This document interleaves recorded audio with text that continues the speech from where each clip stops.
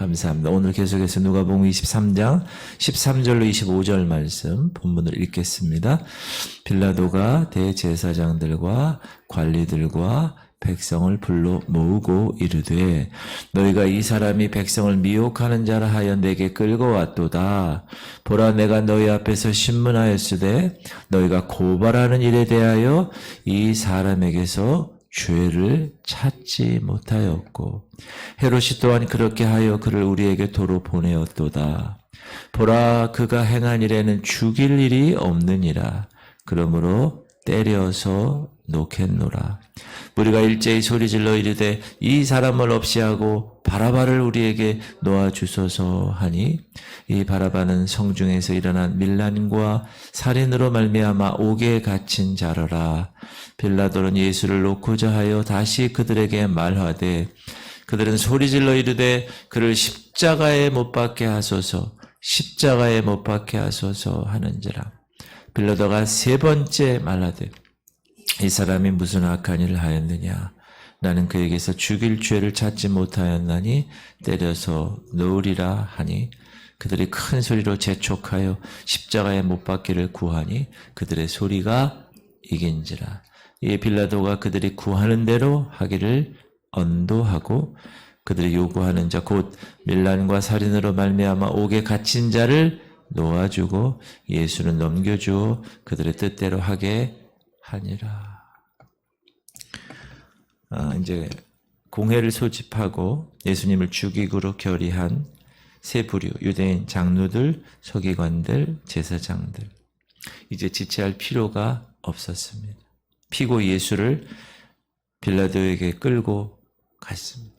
그 당시 이 유대 지방의 정치적인 지배 판도는 예루살렘에는 유대를 다스리는 로마로부터 파송된 총독부가 있었습니다. 우리 옛날 일제 때 일제 총독부가 있었잖아요. 그렇게 정치적으로 그 빌라도가 그 총독부의 책임자 총독으로 있었습니다. 그리고 그 주변인 갈릴리 지역 위쪽 데가볼리 지방 이 위쪽은 로마 황제 임명을 받은 헤롯이란 지역 왕 분봉 왕이 지배하고 있었습니다. 이들 두 지배자들 사이에도 사이가 좋지 않았고요. 서로 다툼이 있었고 시기가 있었던 그런 상황에서 유대인들은 어떻게 하든지 빌라도로부터 사형 언도, 예수님에 대한 사형 언도를 얻기 위해서 여러 가지 죄목을 조작해서 사형에 처할 수 있도록 꾸며낸 것입니다. 그들이 빌라도 총독에게 세 가지 죄목으로 고소를 했는데 첫 번째는 백성을 미혹했다. 두 번째는 가이사 황제에게 바치는 세금을 금했다. 그리고 세 번째는 자기가 스스로 왕이라고 했다. 이 세 가지였습니다. 고발하여 이르되 우리가 이 사람을 보매 우리 백성을 미혹하고 가이사에게 세금 바치는 것을 금하며 자칭 왕 그리스도라 하더이다. 세 가지 제목. 그러니 사형에 처해 주세요. 언도를 내려주세요. 고소한 것입니다. 예수님이 사실 백성을 미혹했다는 말은 병자들을 고치시고 기적을 행하신 일을 모함한 말입니다. 그리고 가이사 황제에게 세금을 바치지 못하도록 금하지 않았습니다. 가이사의 것은 가이사에게. 그렇죠? 그렇게 얘기했어요. 거짓말이고 자칭 왕 그리스도라고 말한 것은 왕이란 말을 강조함으로써 이 총독이나 또 가이사 황제에게 위험을 주는 존재는 아니었는데 그렇게 인식시키게 한 거죠. 그래서 중벌을 내려서 은근히 예수 그리스도를 중상모략한 것입니다. 정치판들이 다 그렇잖아요. 총독 빌라도는 그래서 예수님을 앞에 두고 신문을 시작합니다. 사실 이 세상에서는 주님이 빌라도의 신문을 받는 피고로 지금 서 계시지만 머지않아 온 인류가 주님의 심판대 앞에 서는 날이 있을 것입니다. 그때는 완전히 바뀌는 거죠. 산자와 죽은 자의 재판장 되시는 주님 앞에 빌라도 같은 빌라도를 포함한 모든 사람들이 머리를 조아려서 엄중한 신문을 받게 될 것입니다. 빌라도의 신문은 이랬습니다. 빌라도가 예수께 물어 이르되 네가 유대인의 왕이냐. 빌라도도 여러 정보에 의해서 예수님의 상황을 알고 있었겠죠. 보니까 황제 가이사에게 반기를 들거나 민중을 선동해서 반란을 도모할 만한 위험한 인물로는 보지 않았습니다. 생각지 않고. 그래서 유대인의 왕이냐 물은 것은 죄를 정죄하려는 뜻이 아니라 예수님의 처지와 그 당하는 형편을 보고 한번 그 대답을 한번 들어보고 싶은 그것에 불과한 질문이었습니다. 이 질문에 예수님이 이렇게 대답하시죠. 대답하여 이르시되 네 말이 옳도다. 빌라도 앞에서 주님은 주눅 들지 않았어요. 담대한 자세로 네 말이 옳다. 이 말에 빌라도가 위협을 느꼈을까요? 왕이라고 하니까 그렇지 않았을까요? 빌라도는 생각보다 상당히 똑똑한 사람인 것을 알 수 있습니다. 이게 종교적인 의미의 말임을 알았어요. 왜냐하면 왕이라면 왕다운 자격을 갖춰야 돼요. 여러 가지 면에서. 군사도 있어야 되고 백성도 있어야 되고 또 어떤 위기가 도래하면 싸울 수도 있어야 되고. 근데 예수님의 경우는 전혀 그런 일이 없었기 때문에 빌라도는 아무리 생각해도 예수님에 대해서 사형으로 정죄할 수가 없었습니다. 빌라도는 정의로운 어떤 정의감이 있었던 사람이고 특별히 빌라도의 아내의 권면을 들었던 것으로 성경은 기록되어 있는데 그래서 할 수만 있으면 이 죄 없는 33세의 청년 예수를 석방해 줄 것을 마음속으로는 원했을 것입니다. 그래서 빌라도는 고소하는 무리들에게 선언하지요.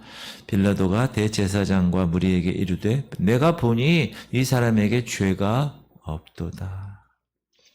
1차적으로 무죄를 선고합니다. 당연한 거죠. 그 당시 상황이나 민중의 호감을 사야 그렇죠? 그래야 자신의 정권에 자기 앞날에 걸림돌이 되지 않는데 그럼에도 불구하고 무죄를 선고합니다. 군인다운 용기가 있는 그런 인물입니다.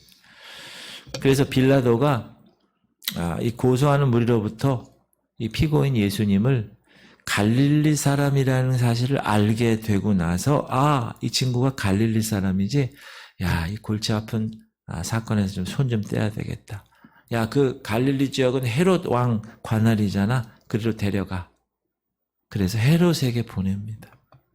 빌라도가 듣고 그가 갈릴리 사람이냐 물어 헤롯의 관할에 속한 줄을 알고 헤롯에게 보내니 그때 헤롯이 마침 예루살렘에 있었어요. 헤롯이라는 사람 우리가 잘 알고 있죠. 간교하고 아주 저질이고 동생의 아내를 자기 아내로 삼은 불의한 사람이고 그거를 지적하는 세례 요한을 목베어 죽인 장본인이죠. 예수님이 공생애에 들어가셔서 갖가지 이적을 행한다는 소문을 듣고 두려웠어요. 왜? 자기가 죽인 세례 요한이 살아났다고 생각했기 때문에. 그런 존재가 헤롯인데 근데 헤롯이 빌라도가 그렇게 예수 그리스도를 보내니까 의외로 기뻐했다고 나와요. 예수님이 자기 재판받기 위해서 피고로 데려오는 일에 심히 기뻐했다. 헤롯이 예수를 보고 매우 기뻐하니 이는 그의 소문을 들었으므로 보고자 한 지 오래였고 또한 무엇이나 이적 행하심을 볼까 바랐던 영고들. 그 이유가 뭐라고요? 그러지 않아도 그 친구 한번 보고 싶었는데 단단히 벼르고 있었는데 이제 만나게 되는구나.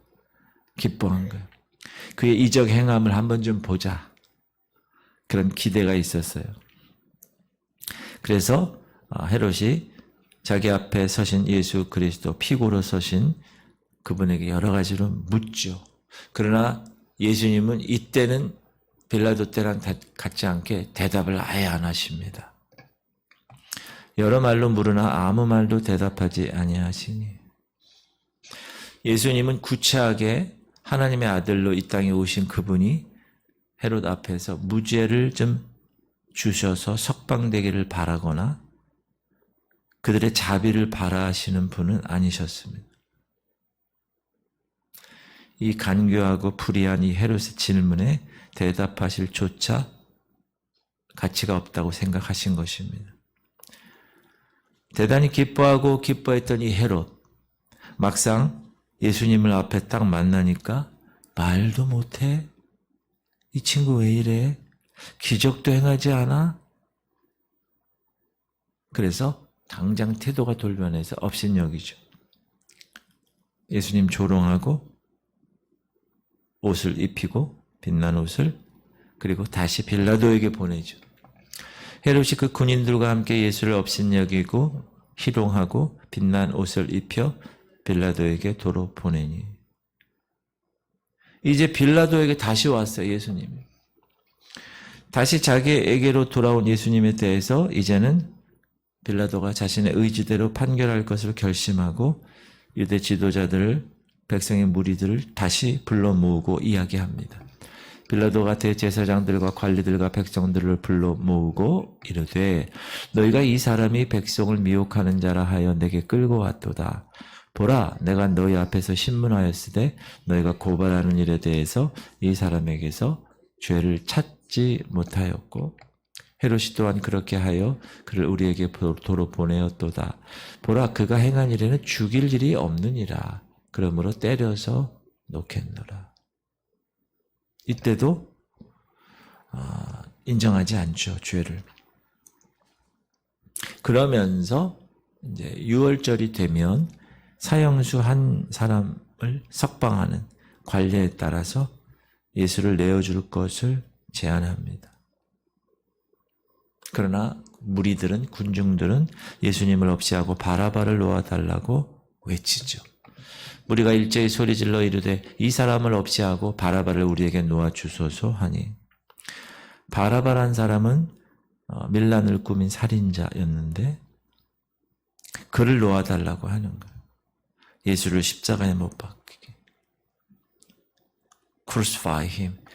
그들은 소리질러 이르되 그를 십자가에 못 박게 하소서, 십자가에 못 박게 하소서 하는지라. 빌라도는 세 번째 그의 무죄를 주장합니다. 예수님의 무죄를. 석방하기를 바랬지만 군중의 소리에 압도당하고 맙니다. 우리는 여기서 빌라도의 입장을 한번 생각해 보지 않을 수 없습니다. 빌라도는 세 번씩이나 예수님을 살리려고 노력한 사람입니다. 군중들의 함성이 있어도 그는 그의 의지를 관철해 보려고 애썼습니다.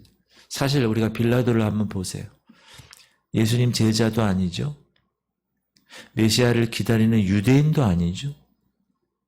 예수를 하나님의 아들로 믿는 건 더군다나 아닙니다. 예수를 살려줌으로 자신에게 오는 어떤 정치적인 이익이 있는 것도 아닙니다. 오히려 그렇게 함으로 공회원들과 사람들에게 마찰만 생길 뿐입니다. 자신의 집권에도 불리할 것입니다. 그런데도 그는 예수 그리스도를 살려보려고 끝까지 시도했다.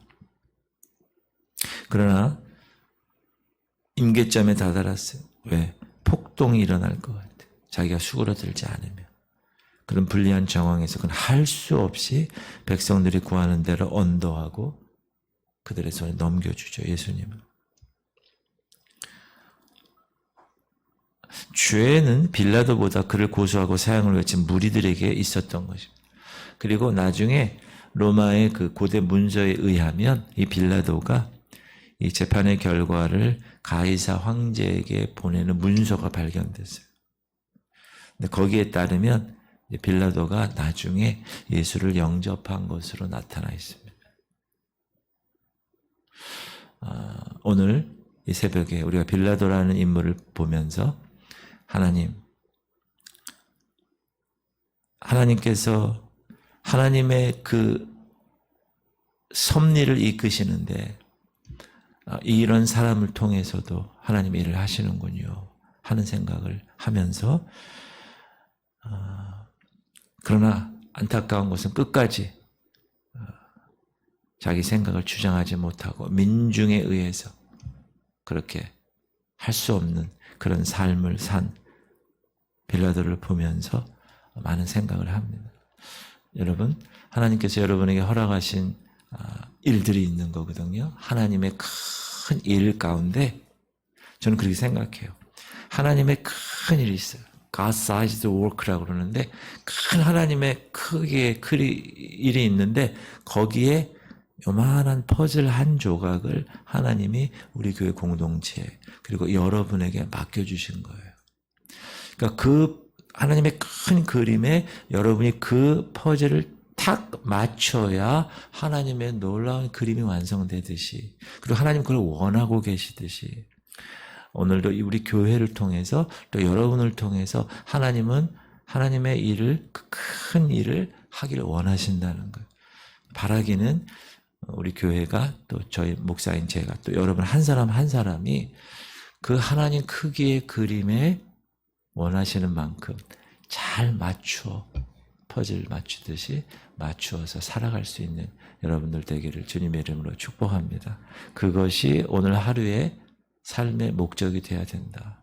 내가 어떤 일을 하든지 내가 어떤 위치에 있든지 어디에 있든지 그런 여러분들 되시기를. 그래서 하나님께서 그래 잘 맞췄어. 하나님이 생각하신 그 그림대로 역사를 주관하실 수 있게끔 그런 삶을 사시기를 축복합니다. 오늘 1시부터 우리 성결교단에 인천 지역에 중앙지방이라고 있어요. 동지방, 서지방, 남지방, 북지방의 중앙지방에 총회가 있는 날이에요. 지방회, 정기지방회가. 그래서 53개 교회 목사님과 장로님들이 다 모여요. 한 157명 정도가 모이는데 제가 임원이 돼서 서기가 되는데 올해 부서기, 작년 부서기, 올해 서기, 내년 부회장, 내후년 회장이 되는데 잘 섬길 수 있도록 여러분 기도해 주시고 저를 위해서 또 지방회를 위해서 기도해 주시기를 바랍니다. 1시부터 저녁 때까지 할 텐데 거룩한 모임이 되게 해달라고.